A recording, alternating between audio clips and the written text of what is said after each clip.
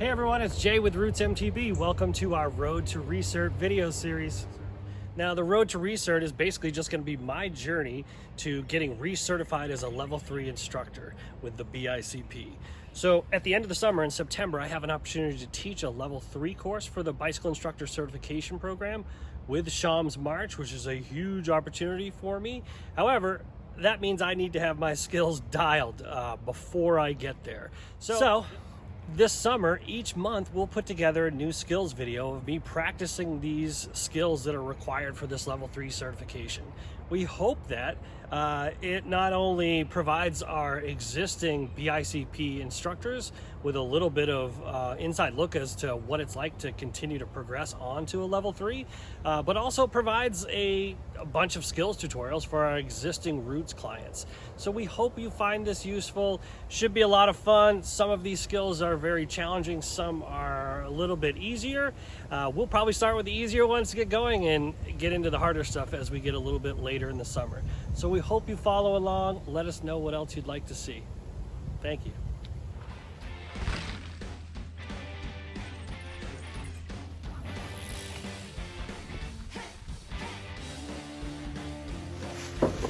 Yeah.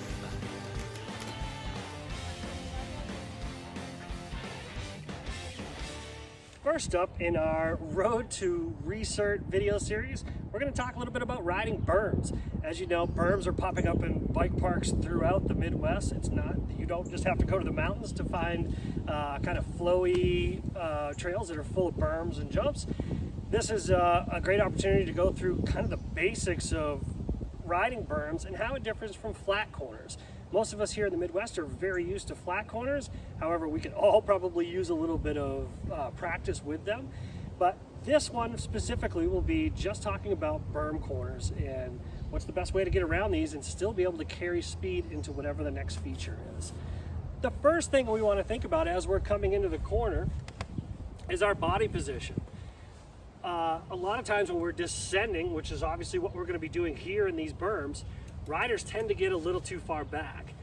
What we want you to get used to is get right up on your bike, okay? Get in that ready position, nice big deep bend in your elbows and knees, because as you come around this corner, if you are here in this ready position, it allows you to separate or change the lean of the bike a little bit to match the terrain.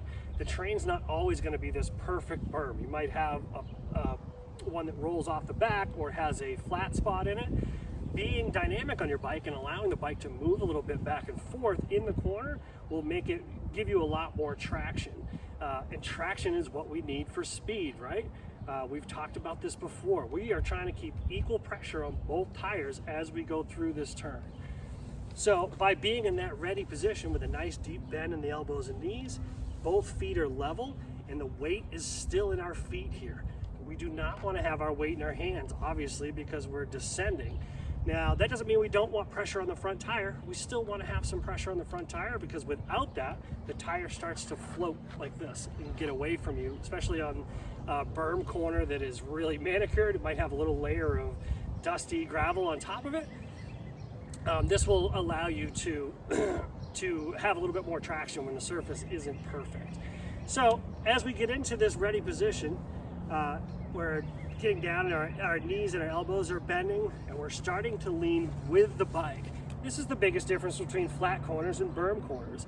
We are leaning with the bike versus against it. Now that doesn't mean that we just lean in and we just fall to the inside. It means, like everything else that we teach, that there's a range. You're going to lean with your bike into a berm, but you also have the ability to separate from your bike and counterbalance with your hips, which is what you would do in a flat corner in order to keep your traction. In a berm corner, we're just using this berm as a wall to give us most of our traction. But we also have to be aware of different surfaces within the berm. Put your eyes where you want to go. Chances are your body will wrap around and do what it needs to do to get you there, but having that visual to start with will make it much easier for you to follow that path. And we're trying to stay right in the middle of the berm. Most berms are going to be set up so that this middle swath of maybe 2 or 3 feet wide is the ideal surface to be riding on. Go a little too low, And now we're in the gravelly stuff. Go a little too high and it's starting to get loose, and you run the risk of pushing your front tire up and over the top side of the berm. So we're always looking for that sweet spot as we go through. So as we come in our ready position, we're adding a little bit of our lean. Our pedals are staying level and our heels are starting to drop, and we're pushing into this berm. You're riding a berm essentially like someone once told me a berm is just a roller tipped up on its side, and that could not be more true.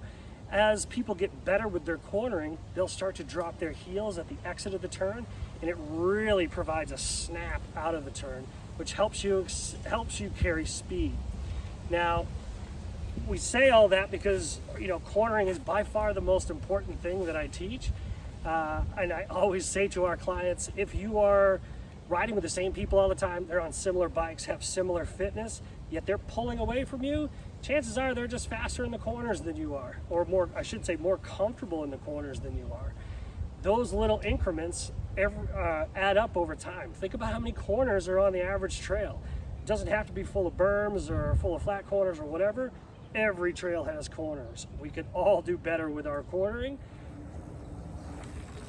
You can see the rider visually find the exit immediately upon entering the berm, and then adding a little bit of lean into the bike, staying nice and low with their eyes forward.